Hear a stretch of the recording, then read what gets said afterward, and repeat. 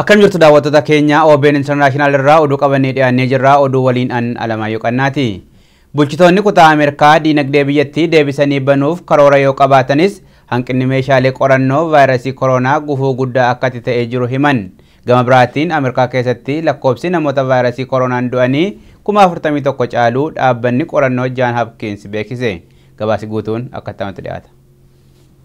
Bulchoonni kutaalee bulchiinsa Ameerikaa hedduun diinagdee biyyattii sababa vaayirasii koronaatiin manca'ee jiru deebisanii gabbisuuf fedha yoo qabaatanis dhaabbilee biyyattii cufamanii jiran deebisanii banuuf garuu hanqinni meeshaalee qorannoo vaayirasii koronaa gufuu guddaa akka ta'ee jiru beeksisan. Bulchaan kutaa Virgiiniyaa akka jedhanitti meeshaalee barbaachisan osoo hin hidhatin waan ijaan hin argamne waliin lolarra jirra jechuun dubbatan. Mootummaan federaalaa biyyattiis akka meeshaalee qorannoo vaayirasii koronaaf barbaachisu dhiyeessuuf gaafatan. Gama biraatiin pirezidaantii itti aanaan Ameerikaa Mike Pence Ameerikaa keessatti kutaa bulchiinsa hunda keessatti dandeettiin qorannoo vaayirasii koronaa gahaatu jira jedhan. Diinagdee biyyattii deebisanii bayyanachiisuuf tarkaanfii marsaa jalqabaa akka bulchitoonni fudhataniif kan dandeessisu qophiin qorannoo akka jirus beeksisan. Bulchitoonni kutaalee biyyattii garuu yaada kanatti waliin galan. Haaluma kanaan yoom akka diinagdee biyyattii banan irratti walii galuu hin dandeenye. Pirezidaantiin Ameerikaa Donald Trump ibsa dilbata kennaniin vaayirasii koronaa ittisuuf deebii mootummaan federaalaa kenna irratti gammachuu akka qaban himanii dandeettii qorannoo vaayirasichaa cimsuuf bulchiinsi isaanii akka jabaatee hojjetu dubbatan. Ameerikaa keessatti guyyaatti namoonni 100,000 fi 50,000 ta'an vaayirasii koronaa qabaachuuf dhabuun isaanii kan qoratamaa jiru yommuu ta'u, akka qorattoonni Harvard jedhanitti immoo diinagdee biyyattii deebisanii banuuf dandeettii qorannoo kana dachaa 3 guddisuu barbaachisa. Ameerikaa keessatti vaayirasii koronaan namoonni 759 ol kan qabamanii jiran yommuu ta'u 41,000 kan ta'an immoo du'anii jiru. Akka ragaa Yuunivarsiitii Johns Hopkins irraa argametti immoo Ameerikaa keessatti namoonni 70,000 ta'an dhukkuba kanarraa fayyaniiru.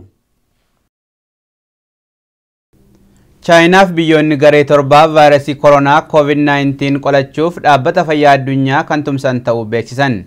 Gabaasa CGTN mirkanaa Taaddasaatu dhiyeessa.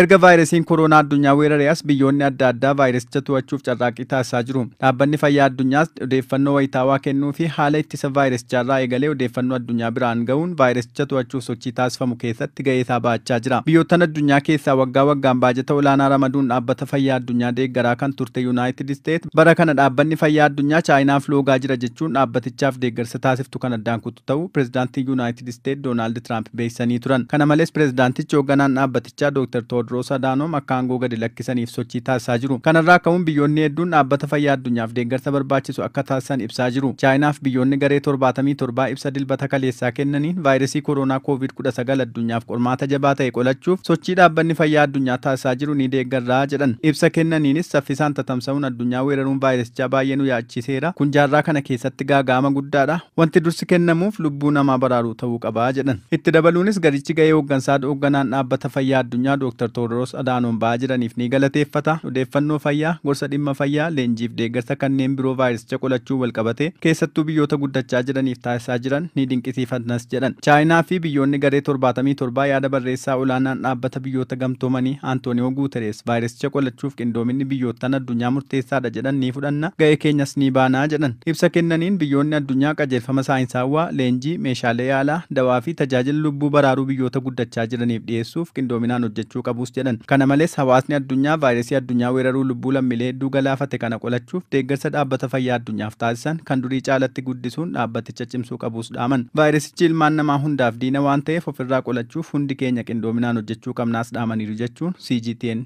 gabaaseera. Biyya Kanaadaatti namni poolisii fakkaatee dhukaasa bane namoota 16 ajjeesuun ofiis miliquuf osoo yaaluu galaafatame. Gabaasi guutuun akkatti dhiyaata.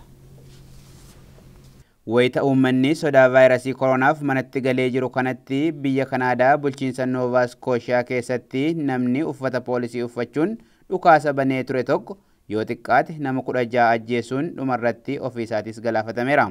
Haleellaa halkan gaggeeffame kanaan miseensi poolisii biyyattii tokko kan du'e yommuu ta'u, namni tarkaanfii sana fudhates utuu konkolaataan miliquuf yaaluu ajjeefamuusaa miidiyaaleen biyyattii gabaasan. Akka ibsa poolisiitti namni badii kana raawwate konkolaataa kan poolisii fakkaatu konkolaachisaa kan turedha. Kutaa bulchiinsaa kana keessatti bakka baay'eetti namatti dhukaasaa waan tureefis qondaaltonni biyyattii baay'ina nama du'anii adda baasuuf hojjechaa jiraachuu himan. Ministeerri muummee Kanaadaa Justin Trudeau'n gocha kana dhimma hedduu nama suukaneessudha yommuu jedhan, bulchaan Nova Scotia Stephen McNeill immoo seenaa bulchiinsa isaanii keessatti gocha raawwatamee hin beeknedha jechuun dubbatan.